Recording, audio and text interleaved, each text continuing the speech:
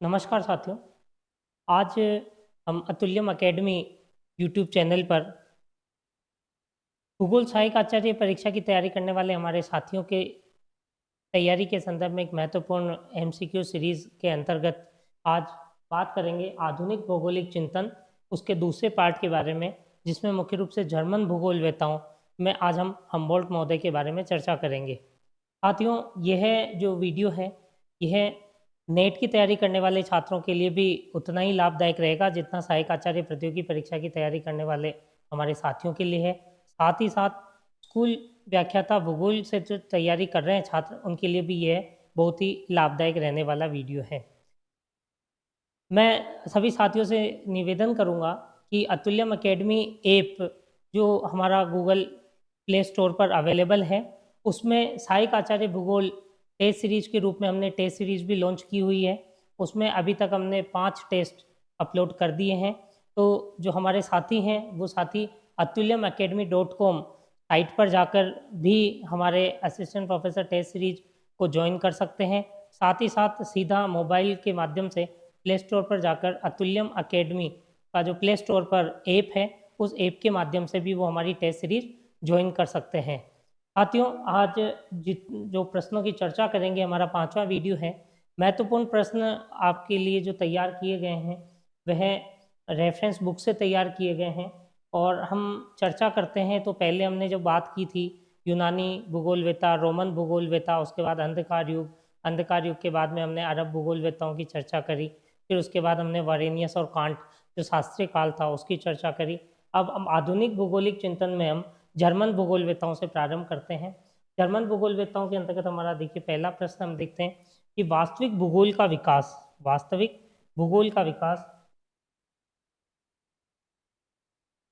वास्तविक वैज्ञानिक भूगोल का प्रारंभ कब से माना गया?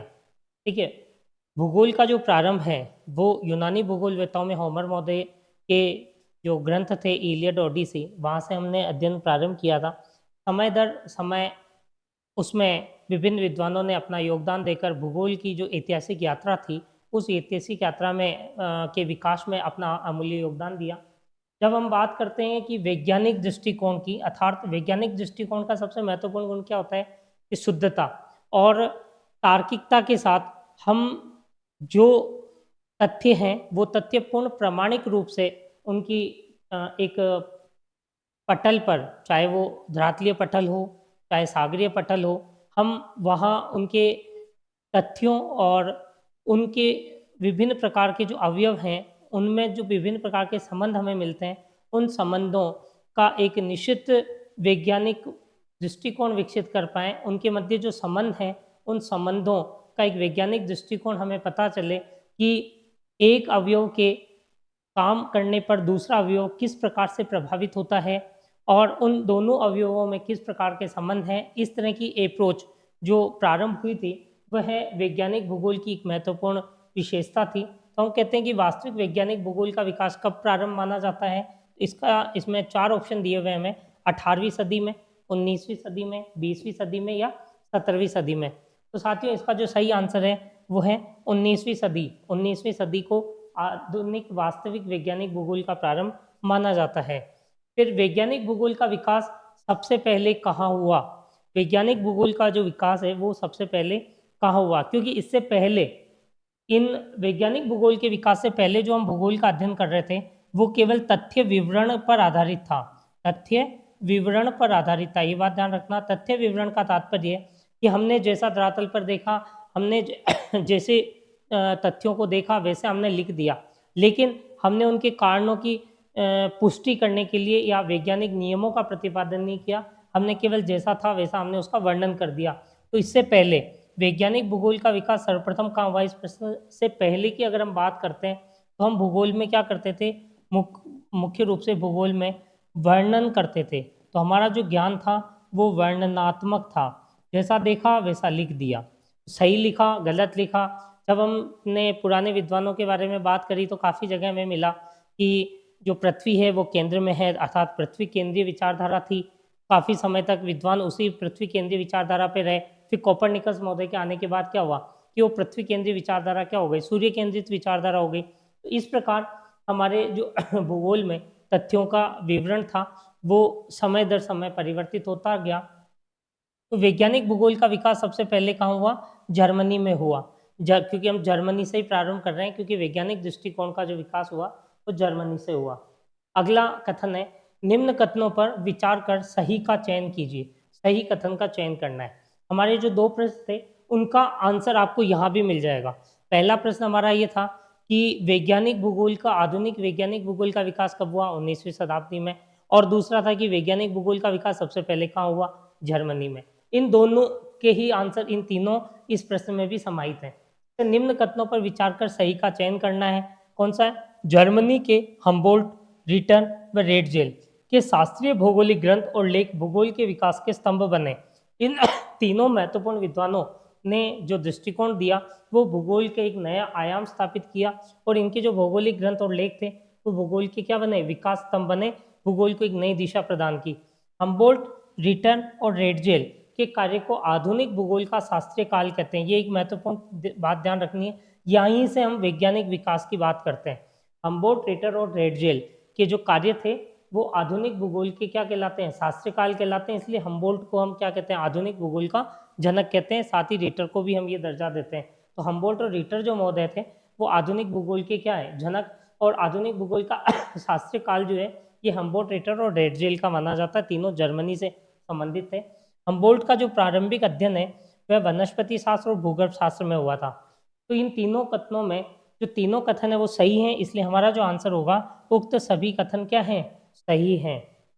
अगले प्रश्न की बात करते हैं, आल्प्स पर्वत पर किसके साथ हम्बोल्ट ने यात्रा की? तो अब यहाँ देखिए हम हम्बोल्ट महोदय पर आ गए। हम बात करते हैं जर्मनी में, तो जर्मनी में क्या था कि जो हम्बोल्ट महोदय थे वो हम्बोल्ट महोदय ने यात्राओं के द्वारा, अलग अलग स्थानों की यात्राओं के द्वारा भौगोलिक तथ्यों का अन्वेषण किया, नए नए खोज प्रारंभ की। तो जो आल्प्स पर्वत पर उन्होंने यात्रा की थी, तो आल्प्स पर्वत पर उन्होंने यात्रा किसके साथ की? रिटर के साथ की? नहीं की। जॉर्ज फास्टर के साथ की? सही आंसर है। रेडजेल के साथ नहीं की और कांट के साथ नहीं की। तो यहाँ जो हमारा आंसर है वो कौन सा है? George faster. जॉर्ज फास्टर और रिनाल्ड फास्टर के बारे में हमने पूर्व वीडियो में चर्चा की हुई है। आप हमारा पूर्व वीडियो देखेंगे तो उसमें इन दोनों के बारे में विस्तृत अध्ययन हमने किया हुआ है। आज पर्वत पर किसके साथ हम्बोल्ट ने यात्रा की? तो कौन महोदय थे? जॉर्ज फास्टर महोदय थे। नेक्स्ट है, हम्बोल्ट ने सैक्सोनी क्षेत्र फ्रांस का जो सैक्सोनी क्षेत्र है उसके फ्रीबर्ग में भू विज्ञान का अध्ययन किसके सानिध्य में किया? हम्बोल्ट ने सैक्सोनी क्षेत्र के फ्रीबर्ग में भू विज्ञान का अध्ययन किसके सानिध्य में किया? कौन से विद्वान थे जिनके अंडर में उन्होंने क्या किया? भू विज्ञान का अध्ययन किया, क्योंकि इनकी जो प्रारंभिक शिक्षा थी वो क्या थी? भूगर्भ शास्त्र में थी। जॉर्ज फास्टर, एजी वार्नर, कुक और विडाल्डिला ब्लास। विडाल्डिला ब्लास हो नहीं सकते क्योंकि ये बात के हैं। कुक के साथ इन्होंने नहीं यात्रा की। एजी वार्नर, ये हमारा सही आंसर है। एजी वार्नर के साथ इन्होंने भूविज्ञान का अध्ययन किया था, सैक्सोनी क्षेत्र का। नेक्स्ट प्रश्न है, कौन सा सुमेलित है? ये तीनों ग्रंथ हैं। राइनलैंड बेसाल्ट का शोध ग्रंथ, ये 1789 में लिखा गया। 1789 में राइनलैंड बेसाल्ट का शोध ग्रंथ हम्बोल्ट महोदय द्वारा लिखा गया। प्रकृति दिग्दर्शन 1847 में लिखा गया। मध्य एशिया 3 खंडों में लिखा गया, 1843 से लेकर 1845 के मध्य। तो यहाँ जो हमारा कथन है वो चारों जो तथ्य हैं वो सुमेलित हैं, उक्त सभी सही हैं। नेक्स्ट की बात करते हैं। देखिए, निम्न संकलनकर्ता को सम्मिलित कीजिए, अर्थात ये ग्रंथ हैं 1 2 3 4 में ग्रंथ हैं और 1 2 3 4 में आगे हमारे पास क्या है? इधर ये 1 2 3 की जगह ये हो गए हमारे ए बी, टाइपिंग एरर है, ए बी सी डी। तो जो ए बी सी डी है वो ग्रंथ हैं और उसके साथ ही जो 1 2 3 4 हैं वो हमारे लेखक हैं। तो हम देखिए, कॉस्मोस पुस्तक किसने लिखी? ये महत्वपूर्ण प्रश्न है। कॉस्मोस किसने लिखी? हम यहाँ देखते हैं। कॉस्मोस किसने लिखी? हम्बोल्ट ने लिखी। तो कॉस्मोस किसकी है? हम्बोल्ट की। अडकुंडे किसकी है? अडकुंडे रीटर महोदय की। अडकुंडे रीटर महोदय की। वोल्कर कुंडे किसकी है? रेडजेल। वोल्कर कुंडे रेडजेल। चिरसम्मतकालीन भूगोल किसका है? हेनरिच कीपर्ट। चिरसम्मतकालीन पुस्तक जो है वो किसने लिखी? हेनरिच कीपर्ट। तो अब यह हमारा जो सही सुमेलित है A4 हमें 3 में मिल रहा है और 4 में भी मिल रहा है। फिर हम देखते हैं B3 हमें नंबर 3 पॉइंट में मिल रहा है, तो हमारा जो सही आंसर है वो आंसर है पॉइंट नंबर 3, A4 बी में 3 अर्थात अडकुंडे किसने लिखी? रीटर महोदय ने। वोल्कर कुंडे किसने लिखी? रेडजेल ने। फिर समकालीन भूगोल किसने लिखा? हेनरिच कीपर्ट ने। हम्बोल्ट ने दक्षिण अमेरिका की यात्रा किसके साथ की? हम्बोल्ट महोदय ने दक्षिण अमेरिका की यात्रा की और दक्षिण अमेरिका की यात्रा के साथ साथ उन्होंने वहाँ बहुत सारी खोज की। वहाँ उन्होंने पक्षियों की जो पीठ है उस पीठ का भी अध्ययन किया था। उसके साथ साथ उन्होंने पेरू की एक ठंडी धारा की भी खोज की थी और उन्होंने मानव और का ऊंचाई के साथ, जब मानव ऊंचाई पर चढ़ता है तो ऊंचाई के साथ मानव के स्वास्थ्य पर क्या परिवर्तन आता है, अर्थात मानव शरीर के तापमान और ऊंचाई में संबंध भी स्थापित करने का इन्होंने कार्य किया था। तो उनकी दक्षिण अमेरिका जो यात्रा है वो बहुत ही महत्वपूर्ण थी। हम्बोल्ट ने दक्षिण अमेरिका की यात्रा किसके साथ की? कौन सा विद्वान उनके साथ था? तो हम देखते हैं बॉनपालेंड, कुक, रीनहार्ड फास्टर और जॉर्ज फास्टर। तो यहाँ देखो जॉर्ज फास्टर हो नहीं सकते, रीनहार्ड फास्टर नहीं है, कुक नहीं है ना। कुक के साथ रीनहार्ड फास्टर और जॉर्ज फास्टर ने क्या की थी? यात्रा की थी। तो बॉनपालेंड के साथ उन्होंने यात्रा की। हमारा सही आंसर क्या है? नंबर 1। किसके साथ यात्रा की थी? बॉनपालेंड के साथ। बॉनपालेंड के साथ उन्होंने यात्रा की थी। नेक्स्ट हम बात करते हैं हम्बोल्ट के बारे में। सही है, हम्बोल्ट के बारे में क्या सही है? 1792 में वो प्रशा में खनन निदेशक नियुक्त हुए थे। 1792 में क्या हुए थे? प्रशा में खनन निदेशक नियुक्त हुए थे। स्पेनिश मेसेटा की शुद्ध ऊंचाई का मापन उन्होंने किया था। मैक्सिको व क्यूबा का प्रादेशिक वर्णन किया था। मैक्सिको व क्यूबा का प्रादेशिक वर्णन किया था अर्थात इनमें प्रादेशिक विवरण लिखने का गुण भी था। तो हम्बोल्ट के बारे में तीनों पॉइंट सही है, इसलिए हमारा जो आंसर है उक्त सभी वो सही है। नेक्स्ट, हम्बोल्ट की यात्रा का सही क्रम क्या है? देखिए हम्बोल्ट की यात्रा का सही क्रम क्या है? आप लोगों को लग रहा होगा ये सारे जो प्रश्न है ये रेफरेंस बुक से ही बनाए गए, किसी पुराने पेपर के आए हुए प्रश्न नहीं उठाए गए। सीधे सीधे आपको क्या हुआ, रेफरेंस बुक्स के द्वारा नए सिरे से प्रश्न बनाए गए। हम्बोल्ट की यात्रा का सही क्रम क्या है? देखिए सबसे पहले हम पहला पॉइंट देखते हैं, तो पहला स्थान है स्पेन, ला कोरूना क्षेत्र है। फिर दक्षिणी अमेरिका, फिर फ्रांस और फिर साइबेरिया। दूसरा है क्या हम्बोल्ट ने सबसे पहले दक्षिणी अमेरिका गए, फिर उसके बाद वो फ्रांस आए, फिर साइबेरिया गए, फिर स्पेन आए। तीसरा पॉइंट कह रहा है कि नहीं, वो पहले स्पेन आए थे, फिर दक्षिण अमेरिका गए, फिर साइबेरिया गए, फिर फ्रांस गए। ठीक है। चौथा पॉइंट कह रहा है नहीं, सबसे पहले साइबेरिया, फ्रांस, फिर स्पेन के ला कोरूना और फिर दक्षिणी अमेरिका। तो साथियों देखिए यहाँ जो प्रश्न है, इस प्रश्न में बहुत ही आसान प्रश्न है।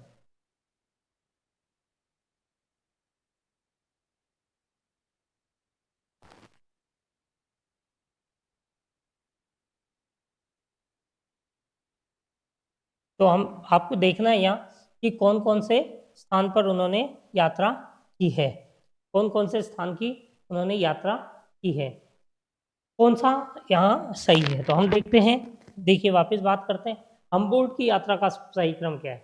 यहाँ सही आंसर है हमारा पॉइंट नंबर 1। सबसे पहले उन्होंने स्पेन के ला कोरूना क्षेत्र की यात्रा की थी, ला कोरूना क्षेत्र की यात्रा की थी। उसके बाद दक्षिण अमेरिका गए। दक्षिण अमेरिका किसके साथ गए थे? बोनपालैंड के साथ 1799 में। उसके बाद क्या हुआ? फ्रांस आए थे और उसके बाद साइबेरिया गए थे।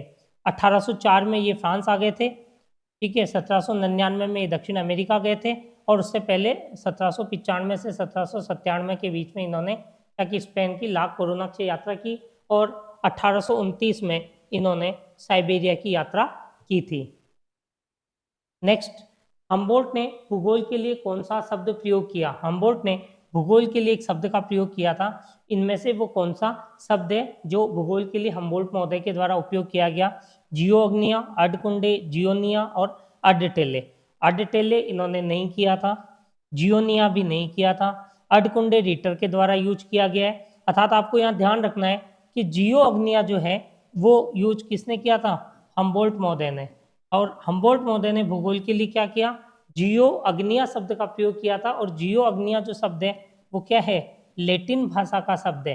किस भाषा का शब्द है, लेटिन भाषा का शब्द है। और भूगोल के लिए अडकुंडे जो शब्द है वो रिटर महोदय के द्वारा उपयोग किया गया। तो ये दोनों बात ध्यान रखनी है कि जो अडकुंडे शब्द है वो रिटर महोदय के द्वारा उपयोग किया गया था, जबकि जियो अग्निया हम्बोल्ट महोदय के द्वारा उपयोग किया गया। कभी कभी प्रश्न ये पूछा जाता है कि रिटर के अर्धकुंडे के समान, रिटर के अर्धकुंडे के समान हम्बोल्ट के द्वारा भूगोल के लिए किस शब्द का प्रयोग किया गया, तो वहां भी आंसर क्या होगा, जियो अग्निया होगा। नेक्स्ट बात करते हैं, हम्बोल्ट पर सबसे अधिक प्रभाव किस दार्शनिक सोसाइटी के विचारों का पड़ा। ऐसी कौन सी जो दार्शनिक सोसाइटी थी, इनके जो बड़े भाई थे वो उस सोसाइटी से संबंधित थे हम्बोल्ट के। और हम्बोल्ट के बड़े भाई की जिस सोसाइटी से संबंधित थे उसके विचारों के प्रभाव वीमर, पेनिस, आयोनियन, ये जो 3 सोसाइटियां हैं, इनमें से ऐसी कौन सी सोसाइटी है जिसके विचारों के प्रभाव हम्बोल्ट महोदय पर रहे। और उसका रिजल्ट ये रहा कि वो उसके दार्शनिक विचार से इतने अधिक प्रभावित हुए थे कि उनकी जो पूरी पूरी दक्षिण अमेरिका यात्रा थी, उस दक्षिण अमेरिका यात्रा पर इस सोसाइटी के विचारों का प्रभाव उन पर रहा। हम आगे बात करेंगे। यहाँ जो सही आंसर है वो है वीमर सोसाइटी।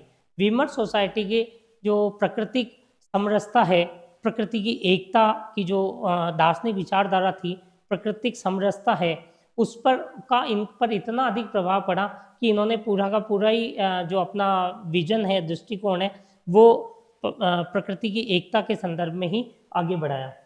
नेक्स्ट बात करते हैं, हम्बोल्ट की दक्षिण अमेरिका की यात्रा का मुख्य उद्देश्य क्या था। जो हमें अभी दार्शनिक विचारधारा की बात कर रहे थे वो दार्शनिक विचारधारा हमें यहाँ मिलेगी। हम्बोल्ट की दक्षिण अमेरिका यात्रा का मुख्य उद्देश्य क्या था। तो देखिए साथियों, मुख्य उद्देश्य में हम देखते हैं यंत्रों की सहायता से खगोलीय आंकड़े प्राप्त करना, ये उनका उद्देश्य था। यंत्रों की सहायता से खगोलीय आंकड़े प्राप्त करना। दूसरा, भौतिक ऊंचाई और तापमान में संबंध ज्ञात करना, ये भी उनका उद्देश्य था। प्रकृति की सार्वभौमिक एकता, प्रकृति की सार्वभौमिक एकता, समरसता, जैविक अजैविक तत्वों के सामंजस्य के अनुरूप विश्वव्यापी विज्ञान की स्थापना करना। भूगोल को वो एक विश्वव्यापी विज्ञान के रूप में स्थापित करना चाह रहे थे, एक यूनिट के रूप में, एक जिसको हम कह सकते हैं कि वह भूगोल को इस प्रकार से स्थापित करना चाह रहे थे कि वो संपूर्ण विश्व में एक इकाई के रूप में अपने तथ्यों को प्रकट करे।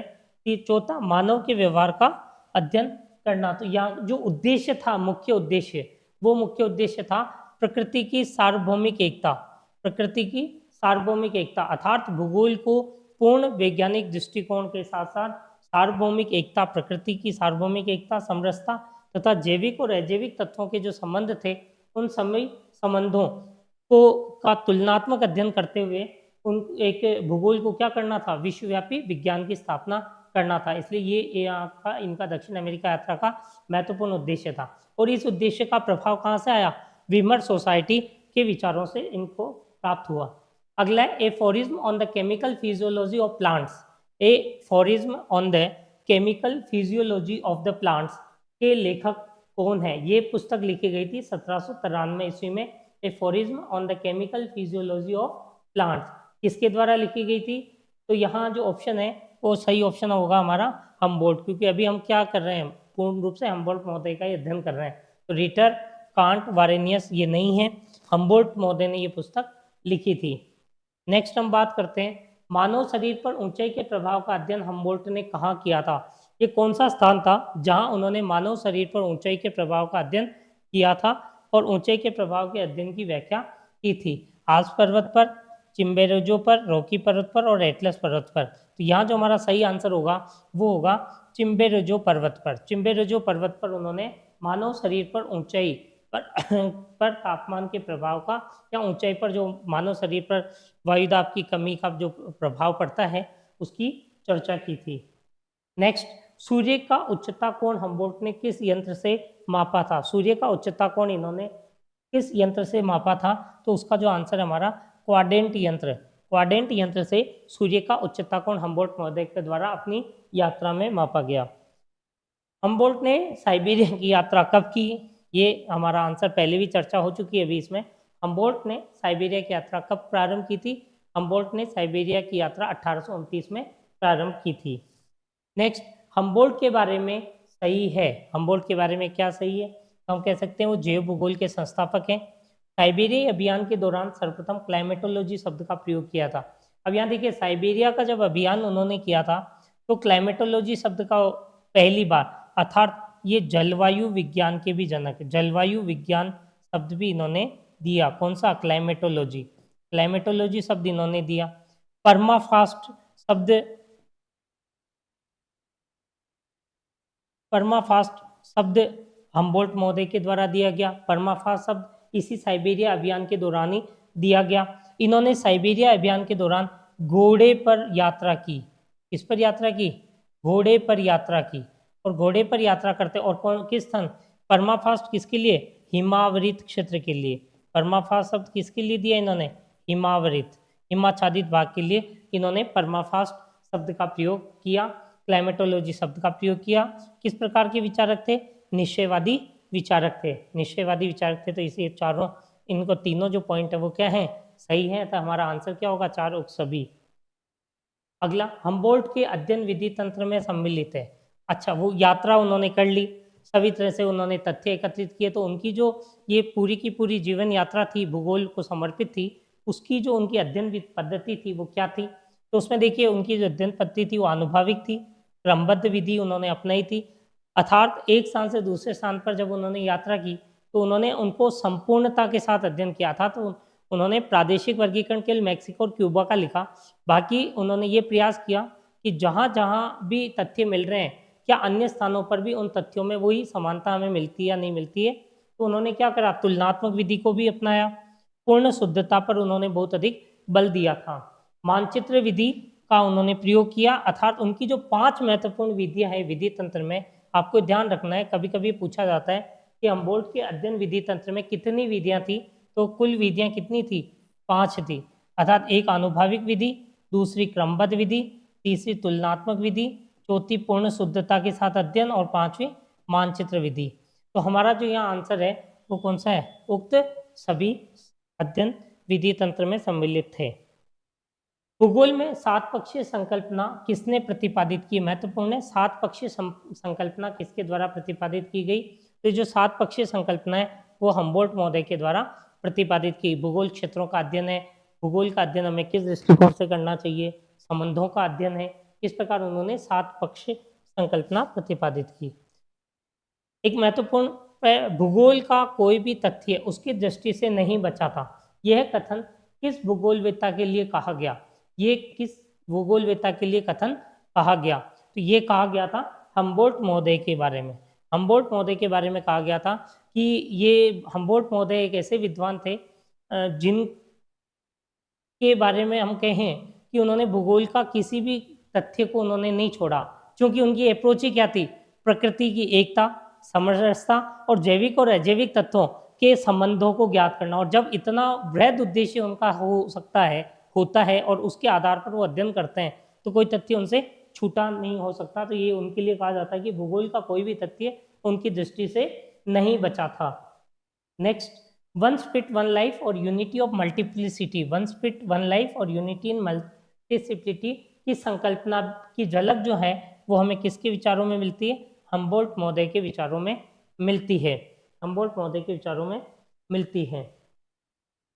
तो साथियों, ये हमारा आज हम्बोल्ट महोदय के बारे में महत्वपूर्ण प्रश्नों पर उनके माध्यम से हमने चर्चा की, क्योंकि ये बहुत ही महत्वपूर्ण प्रतियोगी परीक्षाओं में पूछा जाने वाला हम्बोल्ट महोदय के बारे में प्रश्न हर प्रतियोगी परीक्षा में आता ही है।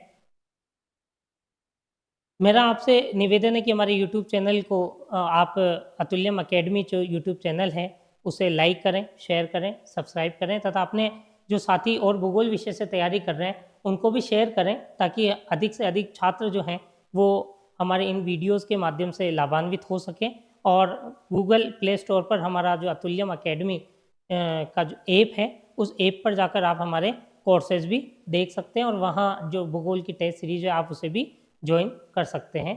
धन्यवाद।